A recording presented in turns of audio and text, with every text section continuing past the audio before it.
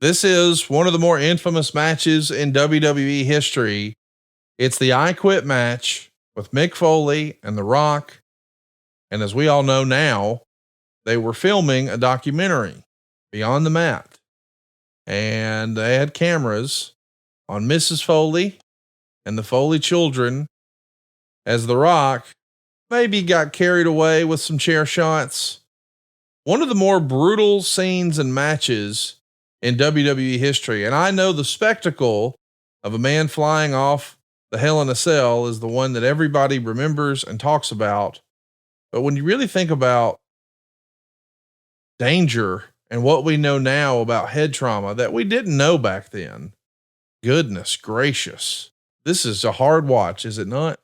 Yeah, it's uncomfortable, to be honest with you. And those two guys were just so hell bent on making a lasting impression.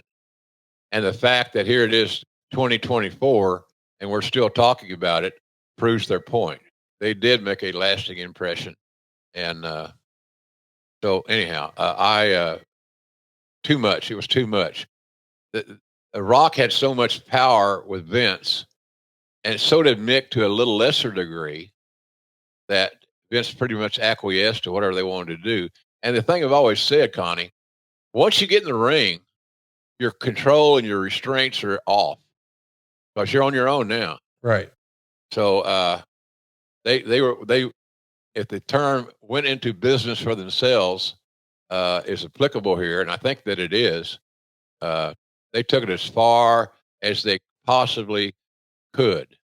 And I'll never forget that match. Those chair shots rang in my head for weeks, it seemed like. Because you got to remember, as the head of talent relations, I got to pay these dudes, and I got to book the towns and make sure they're medically sound and all that good stuff. So it was a big risk. I probably would have felt the same way about the Hell in a Cell, but I didn't know they were going to do that either.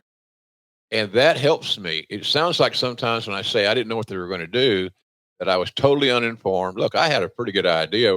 We're going to see some sensational things, but I don't want to know because I like the surprise element. And I think it reflects back in my voice and my delivery. And so that means the fans get a real JR and not a acting JR wrestling announcer.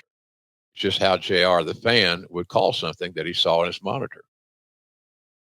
The next big chapter in this Foley Rock saga is going to be Halftime Heat.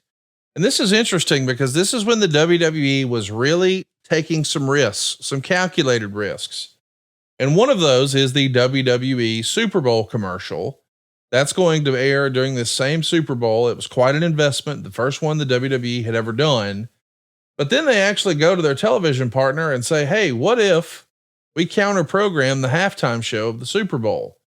And we do it with brand new original content that nobody had ever seen. Right. And they weren't going to do it live. So the idea was, hey man, let's borrow from Memphis maybe a little bit and pull our best Jerry Lawler and Terry Funk, the empty arena match. God damn you, Lawler, you son of a bitch. That's free. That's all. I appreciate that. Guys. It does a huge rating. It is a ginormous success. But the finish with the shot of the forklift and it being done sort of POV, Mick Foley and others felt like it maybe was a little too campy, maybe took you out of it. It maybe toned down some of the seriousness that they had otherwise been doing through this process, this feud. What'd you think of Halftime Heat, the concept of counter programming, the halftime show, just the idea behind an empty arena match, and then the execution of the maybe silly forklift shot to close the match? Yeah, I liked I liked the concept. I liked the concept. I wasn't overwhelmed in a positive way of the execution of it. It got a little too gimmicky for me. But I can't remember do you recall how the ratings were on that show, Connie? It was phenomenal. It hugely exceeded all expectations. One of the most watched matches in WWE history. I mean, just hotter than donut grease, as a friend of mine would say. And I wanted to know just the idea of an empty arena match. I mean, I know that we were all sort of, for better or worse, forced into that during the pandemic. And I know that the original one in Memphis received a lot of criticism. I mean, even as this idea comes about, Foley has told the story on his podcast that when The Rock knew this is what they were doing, he asked the people at the archives, hey, can you send a tape of the Funk Lawler match to my house so he could see it? Cause he had never seen it. Right. And he called Foley and said, hey man, just one problem with this empty arena match. It's the shits. He likes the idea of crowd interaction. I think we all realized how critical that was during the pandemic. Yeah. Do you think that, you know, as a one-off here and there, the empty arena match could still work, or are fans over it at this point? I think the fans might be over it. I think I'm over it, just for the record. But yeah, I look, in the right presentation with an adequate build that connects the dots and makes sense, could an empty arena match still work? Yes.